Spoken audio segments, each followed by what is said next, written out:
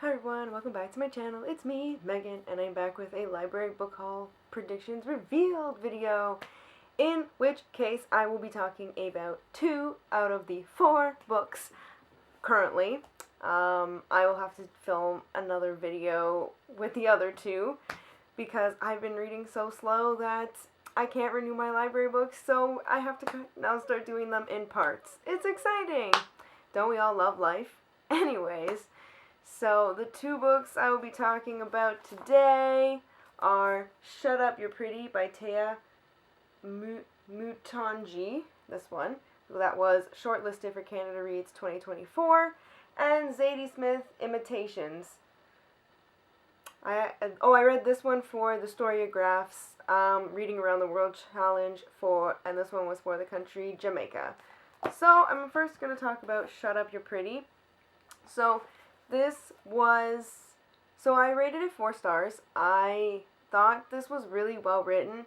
It evoked a lot of emotions, and I thought it was very moving. So this book takes place, it's a coming of age story of our main character. Oh, I don't remember what her name is now. It's eluding me. I can't remember what her name is, but I think it starts with a T, a K. Those are two completely different. No, it's Lolly. Her name is Lolly.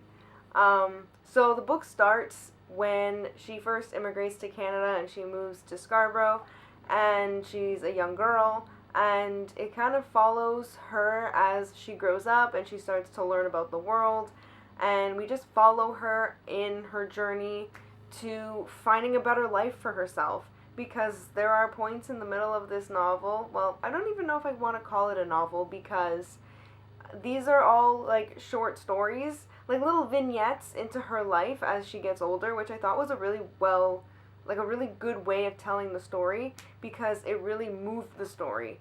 Like, I didn't feel like it was dragging, because we were like, oh, we started when she was young and then we ended up as her as a young adult.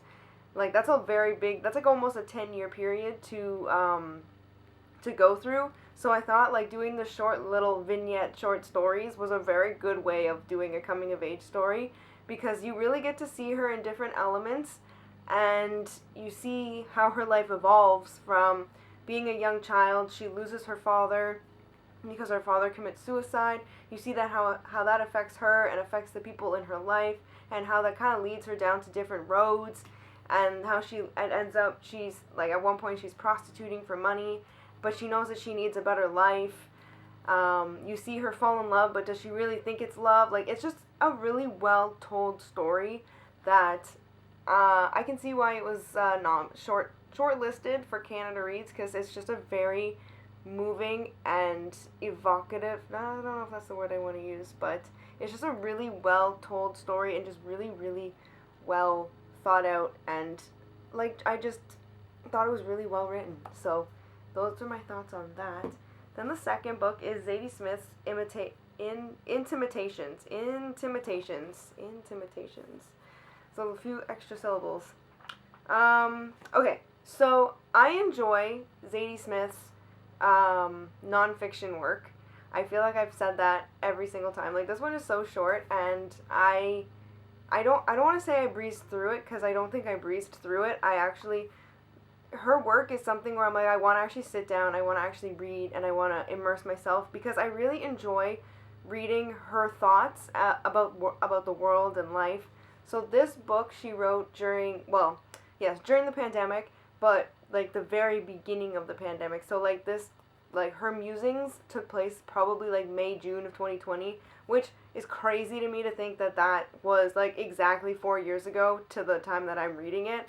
And just reading it to think, oh, how, like, where we've come from then to now was just so interesting to read, because it kind of felt like introspective now, because you're like, oh, like, when that was happening, you're like, oh, I had all these different emotions, and now that you kind of can take yourself out of, because we've moved past, like, pandemic and things that were happening during the pandemic, and you can kind of look back on it and reflect on it more. So it was just really interesting to read her musings about what was happening during that time, like globally, like through the pandemic, and like even historically with a lot of the racial injustices and a lot of like the racial things that were happening during that time, because I feel like we hit a peak during like that time.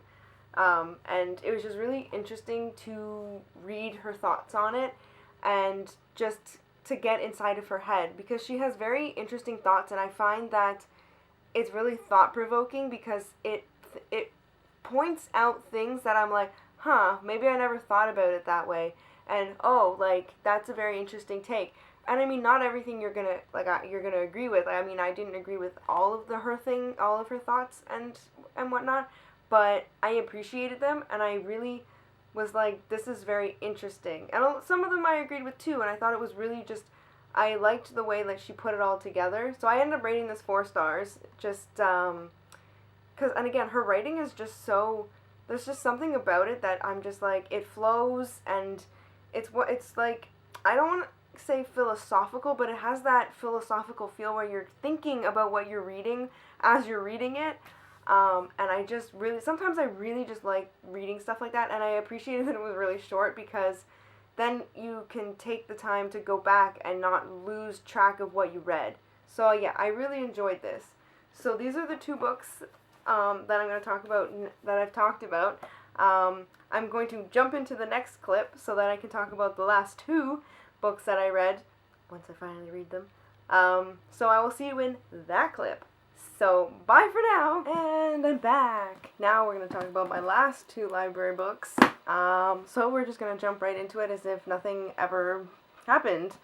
Like, it hasn't been almost 2 weeks since I filmed the first video, or the first half of this video. So let's dive in.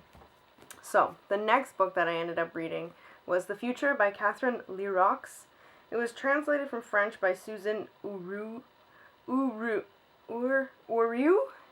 I'm not 100% sure how to pronounce that. Why does it look like my camera's on an angle? I'm very sorry. Yes, so this was shortlisted for Canada Reads 2024. This was actually the winner. I just actually read this, and it was like, oh, this was the winner. And that makes me kind of sad, because I thought there were better books on this list that I've read so far. I ended up rating this 3 stars. This was just... I appreciated where the writer or the author was going with this, but she kind of was all over the place. So this book is like a futuristic book, so it takes place in a place called Fort Detroit. So in this world, Detroit has never been part of the U.S. It's its own like colony essentially, and so we meet. So there are 4 parts. It's told in 4 parts. And so in the first part, we meet our main character, basically. Her name is Gloria. She's older. And we find out that her 2 grandchildren are missing. And so she is taking it upon herself to go and find her grandchildren. And in that first part, you learn a lot about who she is as a person, because there's a lot of, it's very reflective, and you learn a lot about how she parented her children, or her daughter, and like you learn about her daughter and like how that affected how her grandchildren were raised, and kind of how it came to be that her grandchildren are missing. It was just really, really interesting, and I was like, it was really good, a good way of getting to know these characters, and I was like, oh, this is really great. And then you enter the second part, and you learn about this culture where there are these orphan children, and they basically have no home, and they have nowhere to go, so they take care of each other. And that's what I really liked, and I think that's probably the only thing that I liked about this orphan colony essentially, is that the love they have and the support and like the togetherness that they have, the community that they have for each other is so beautiful, and it's so like well written that it's just like, oh, okay, like I really, really liked that. But like they live in the wild and they live in trees, and it just felt like there was so much happening, like there was just so much that like they were trying to shove in, that I felt very confused half the time, because I couldn't picture it in my head what was actually happening and who was going where and who was what. And there was so many kids that I was like, what? Because you only in the first part, it's literally just like first person Gloria. Then you get to the second part, and it's like a third person, and it's like an omnibus, like all these kids that it's super confusing to read. Then you get to the third part, and it's a combination of both Gloria and these children, and you're like, what? My head, I felt like my head was spinning. It just felt really, really confusing. And then the fourth part was only like a few pages, where it was kind of like the end.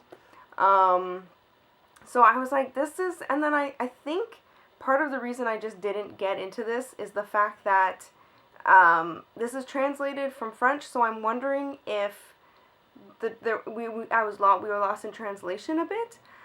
It just felt that this was very wordy. There were a lot of words and a lot of descriptions that I'm like, I didn't need all this words. Could have been simplified a little bit, but I'm wondering if that's the translation. So this was just a 3-star read for me. I wanted to like it. It started off so promising, but it just kind of went for me. So that's this one. So the next book that I read was A Girl Like That by Tansa Bethina. I ended up rating it 3 stars.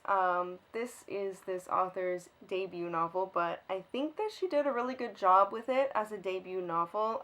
It just didn't hit all of the spots that I wanted it to hit. I think I just thought it was a little confusing at first, and it almost made me real like I was like, am I gonna continue reading this? I'm not sure, because it really was very confusing in the beginning.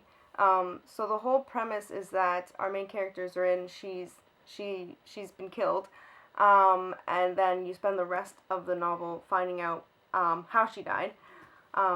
So we learn that Zorin is this, like, she's a troublemaker, and she's always with boys, so everyone's always saying, oh, stay away from her. And so basically you learn from, like, the different points of view that are offered in the novel, like, who she is as a person, and I thought that was a really cool way of, like, kind of, like, learning who she was. But I don't know, I just thought that it needed a little more, like, so right in the beginning when I was reading it, I was like, oh, she's passed away, but I'm like, at first I was like, are our main characters alive or dead? I wasn't sure. And then as we got through the novel, I was like, oh, okay, I can see that this is being told in a reverse chronological order.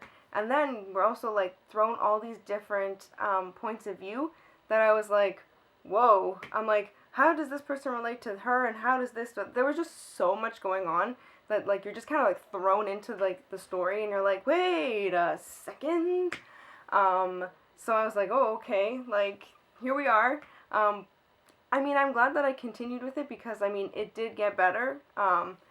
There was points throughout, because Zorin lives with her relatives, and it's always alluded that her mom is dead, her mom passed away, but there's always this, like, big thing about, like, how her mom passed away, and it's never really told what happens, and, like, her aunt obviously seems to know, and it's always alluded that her aunt is crazy, and, oh, like, she can't be, she has to go and take medication, oh, this and that, like, and it's like, I wanted there to be more, like, I thought that maybe we would get, like, answers near the end as to why no one was talking about how her mom passed or whatever. I think maybe we're supposed to just come to the conclusion that she passed away, like, kind of almost the same way that Zorin did.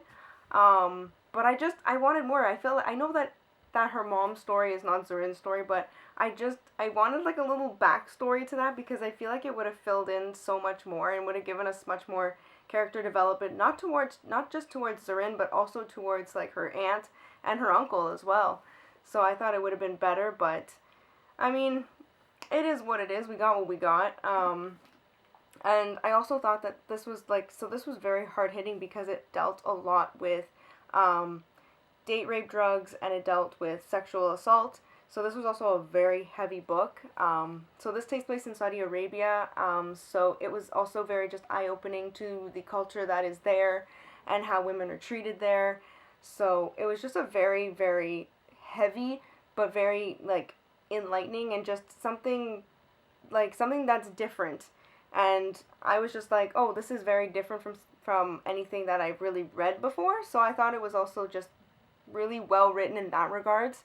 So, I mean, I recommend it, because I think it's really good for people to see how different people live in the world, and how, like, especially, like, women are regarded in Saudi Arabia. I think it's just, I mean, I don't quite agree with the way they live there, but but it's not something for me to say, hey, like, it's just something to open your mind to, and that's what this book did.